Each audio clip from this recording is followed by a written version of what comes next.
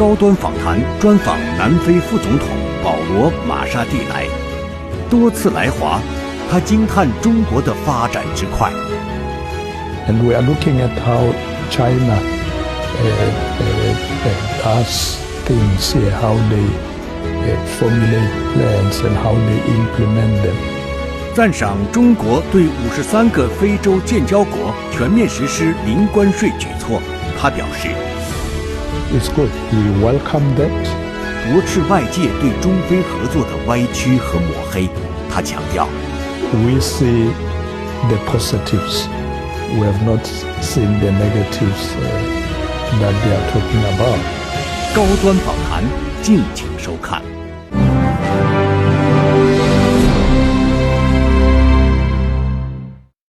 关注国际焦点，洞察世界风云。大家好，欢迎收看本期高端访谈，我是何彦科。今天我们的对话嘉宾是南非副总统保罗·马沙蒂莱。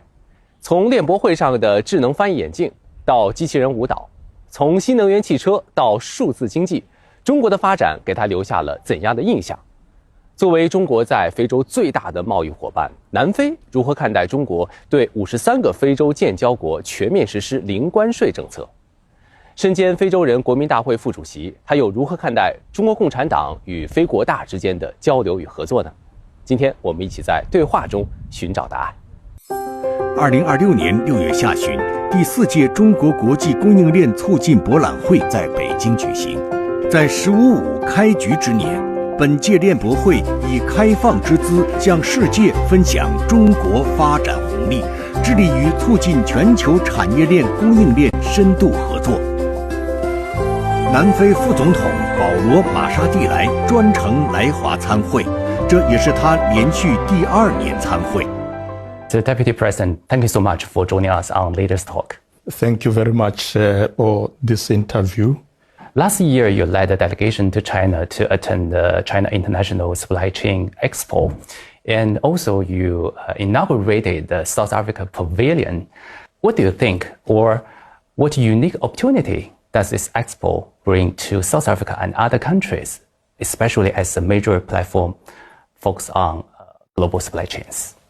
Yes, indeed. Last year I did attend the expo, and I obviously went to inaugurate the South African stand, but also visited the stands of other countries as well. The expo for us is very important because, China remains the largest trading partner for South Africa, and it's important for us to always showcase what we have in South Africa, but also to see what is there for offer at the expo. There are many companies that are exhibiting, not only from China, but also other countries. But particularly this year, we were focusing on IT companies, artificial intelligence. There was a zone this year that was dedicated to the AI companies showcasing the latest technologies. So I spent a bit of time visiting that zone because, as you know, South Africa at the moment is focusing on the digital economy, and it's important that we attract a lot of companies who are in that space. So it was a great experience. Mr. Deputy President, I'd like to show you a video. This is taken by my colleague. We actually caught you at the expo. Oh, this must be a newly developed smart device. Yes, in fact, these spectacles allow you to, you can talk to me in Chinese, and I can... translate automatically. Yeah, I translate automatically, so I can see that in English. Quite an advanced technology. My colleague told me that you also interacted with some robots. Yes. I did go and see some robots. When we had a welcome dinner, there was a robot dancing there at the banquet. So I went to see stand, the company that does the robots. But there are a lot of companies that are now developing these robots, new technologies, which are necessary for, as we modernize our economies, you do need these technologies, particularly where you need accuracy and so on. Obviously, we don't want to displace human beings. We just want to make them more effective, more efficient as we produce new products. Especially in today's interconnected world, no country can thrive in isolation. How important do you think is to strengthen a stable, resilient, inclusive global supply chain? And what makes this expo especially relevant in today's global context? You know, China remains our biggest trading partner. So the expo is very important, even though we didn't have a stand this year. But it was very important for us to come, particularly to see new technologies. But one of my biggest tasks in this mission is to attract companies to come to South Africa, motivate them to come and invest in South Africa. Our President Cyril Ramaphosa and President Xi agreed on an all-round strategic cooperative partnership in the new era. And for us, it's very important. So my trip or visit this time to China is to build on that, to make sure that we can deepen the partnership, to make sure that we can grow our economy on the back of the participation of Chinese companies as well in various areas, in the energy sector, in infrastructure, in digital economies, and various other important areas currently in South Africa, because we are building new bridges, roads, we are sorting logistics in our ports. So this is very important for us to be able to follow up, to make sure that the partnership is working and it's stronger. That explains why during this visit to Beijing, to China, you visited a lot of Chinese leading companies. Actually, I've noticed that for all those enterprises, most of them you selected concentrate on sectors such as sustainability, high tech, or like infrastructure. What has led you to make these choices? Well, it's about what South Africa is focusing on at the moment. We decided that there should be diversification, particularly given the new developments in the global stage. We've decided that let's focus on other markets, but particularly in this era, we're focusing on decarbonization as well, and digitization. So my choice of companies was informed by that strategy, including companies that are involved in waste management as well. I did have an opportunity to visit them.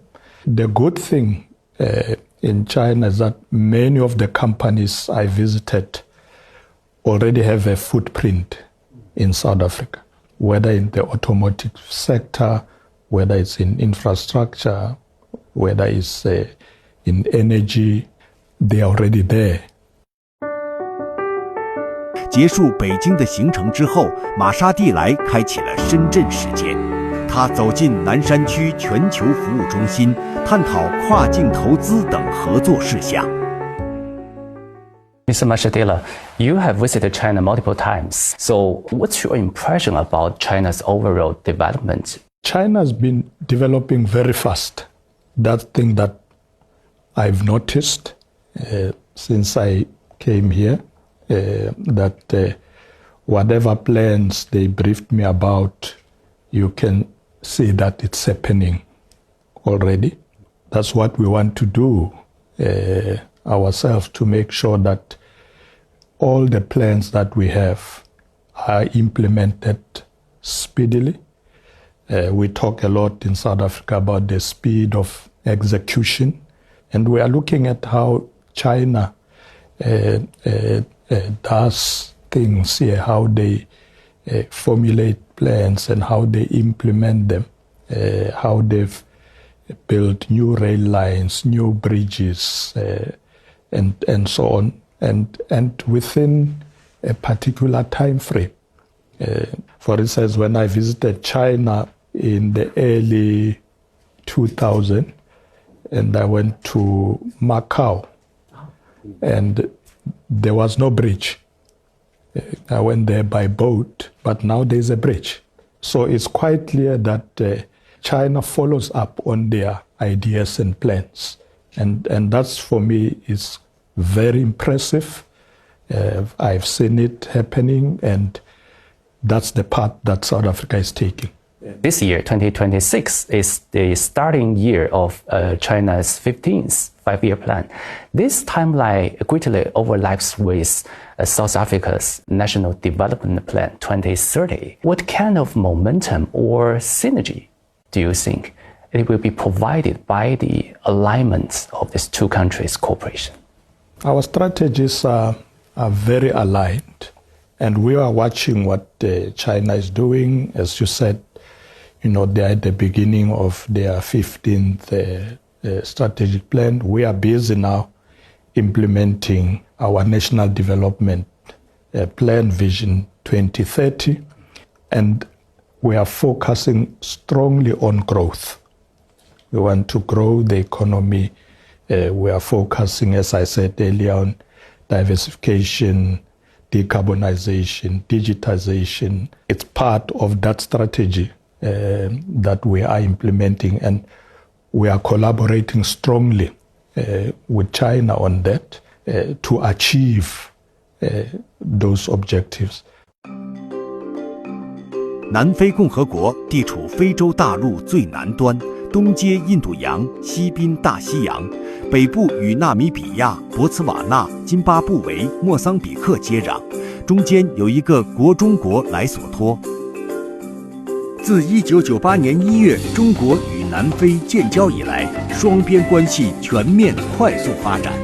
2024年9月，中南关系提升为新时代全方位战略合作伙伴关系。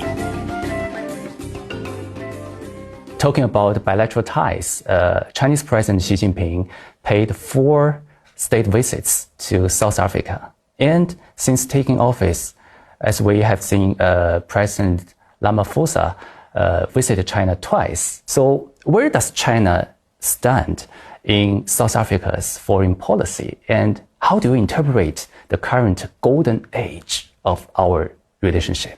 South Africa and China are very strong partners. We work together in multilateral institutions. We support one another.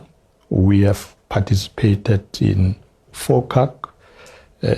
China participated when we hosted the G20. And so in a number of platforms, we work together. We align our strategies. And for us, that's very important because China has been very supportive to countries in the global south.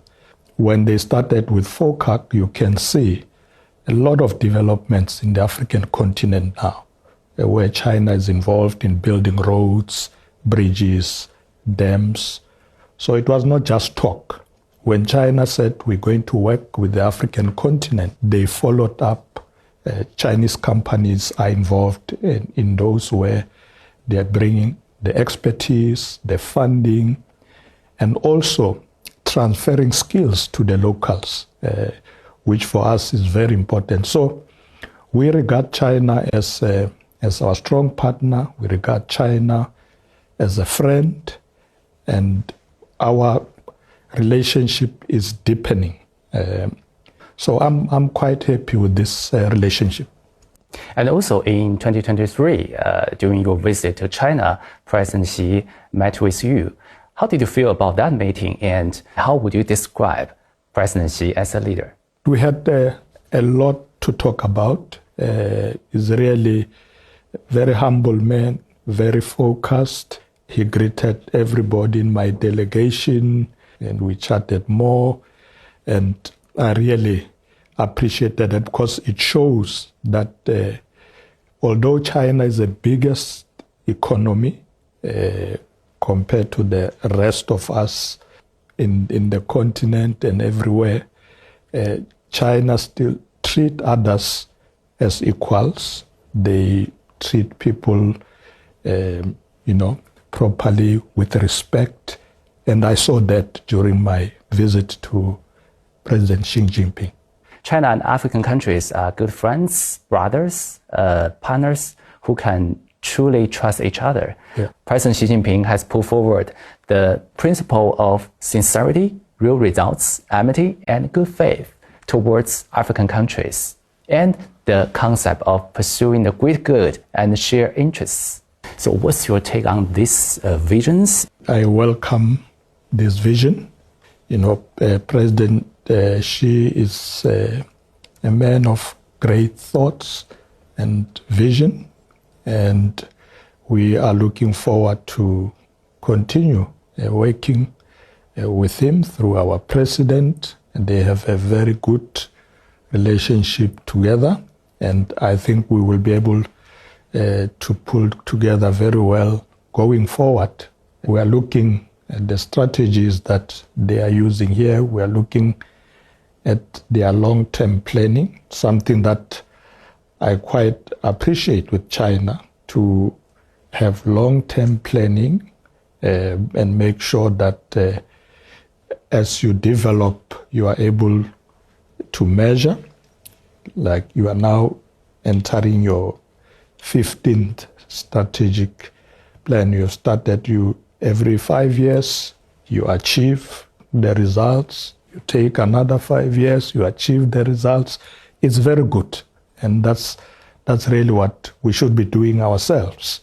So the partnership is very strong, and it's going to grow even stronger as we go forward. What makes China-Africa cooperation very distinctive in its philosophy and model, especially some Western media outlets always claiming that China is creating a death trap in Africa? So how would you respond to those claims?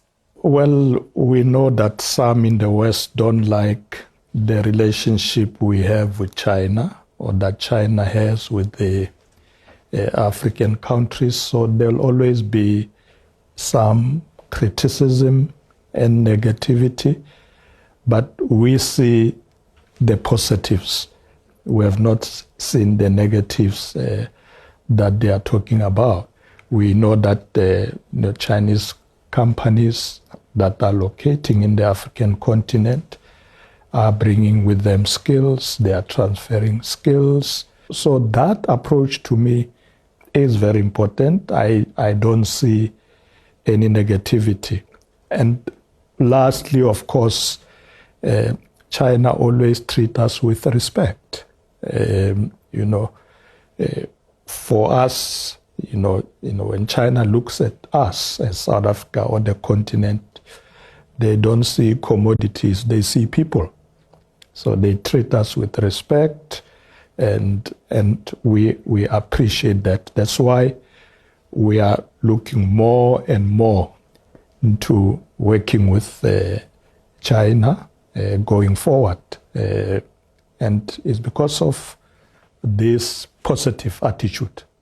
Talking about China's trade relationship with Africa, China has been Africa's largest trading partner for 17 consecutive years. Yeah.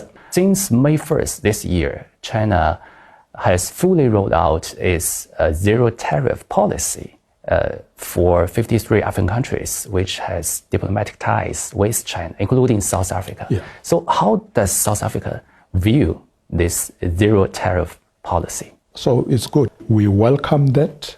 Already some of our citrus products coming to China are already enjoying duty-free access because of this zero rating. We're quite grateful for what China has done, and we will work with them to make sure that we export more products to China, as they also will be sending many of their companies to come and produce goods in South Africa.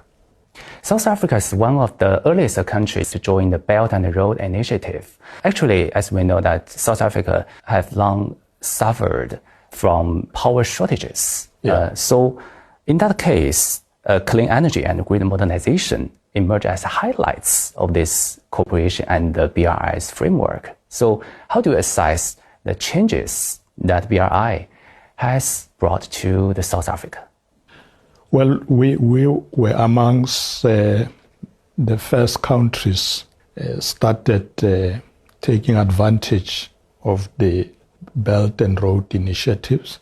If you look at the developments that have taken place since then, you go to provinces like Limpopo, projects that we're rolling out there in the Northern Cape on the energy side, in KwaZulu-Natal on the ports.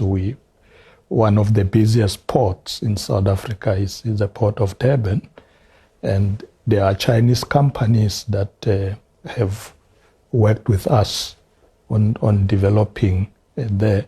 So you can visibly see the advantage of Belt and Road Initiative across the continent.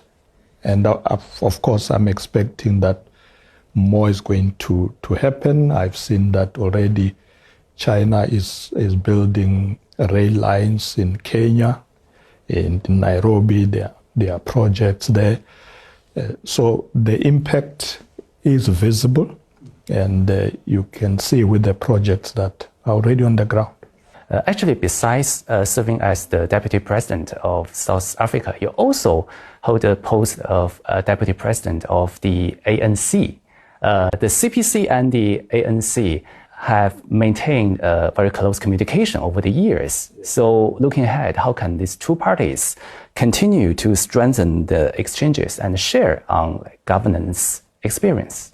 In fact, yesterday I visited Communist Party of China, your international division, and we had a good meeting there on how we can strengthen our relationship.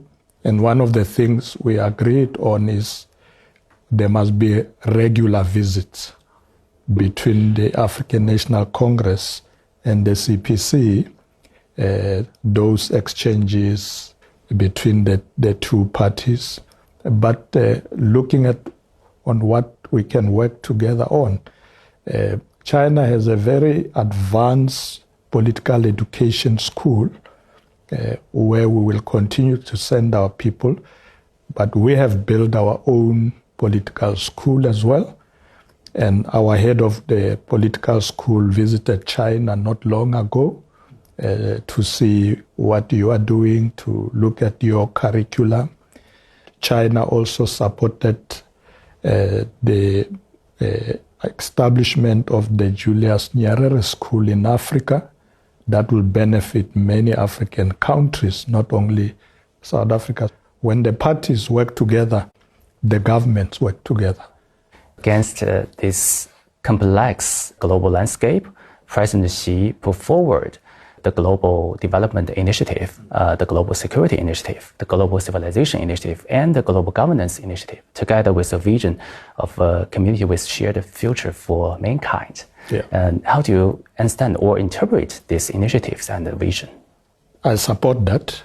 I think it's positive. What we need to do together, China and South Africa, is to push for the reforms of these multilateral institutions so that global governance can become real. It must be the kind of governments that serves people. And President Xi is quite right. And that's why I always insist that let's work together, because there is a pushback by others at that global stage. And we who are friends must work together to ensure that we create systems that are humane, that serves humanity, that benefits people, And good global governance is very key in that regard. About yourself, you grew up in a modest family with 7 siblings. When you were often 8 siblings. Yeah. Oh, okay. So when you were a child, you often help your mother to run small business. Actually, that experience helped you to foster a kind of grounded and hardworking nature. And after years of trials, you became a provincial premier, the Minister of Art and Culture, and right now you are the Deputy President of the country.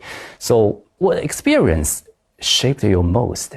Well, my mother used to sell things, tomatoes, onions, vegetables, and she was very entrepreneurial, and she would get us, the young ones, her children, to go and sell. And one thing I noticed or I learned from her was the patience in the neighborhood where I stayed. When my mother brings some food from when she comes from work as a domestic worker as well, the other children, neighbor children, will come in and eat with us. So we learn the values of sharing, of giving where we can. And when I went to school, I carried those values with me. When I joined the struggle in the African National Congress, I then found partners, comrades who shared those values of prioritizing helping others, particularly those who don't have what you have, poor people. Let's help them, and we continue to do so today. Thank you so much. Thank you, Mr. Deputy President. Thanks for sharing those opinions with us. I really appreciate it. Thank you very much for the opportunity.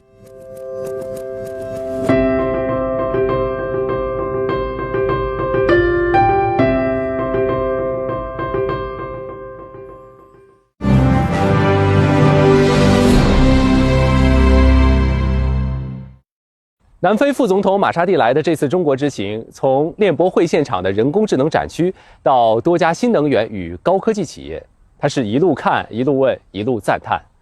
在采访中，他多次提到“执行”与“落实”这两个词，并表示中国不仅有宏大的蓝图，更有把蓝图变成现实的执行力。这正是南非希望学习借鉴的。在他看来，中国不仅是可靠的合作伙伴，更是真挚的朋友。带来技术，尊重非洲，这是中非关系最坚实的底色。好，感谢您收看本期高端访谈，我是何延科，我们下期再会。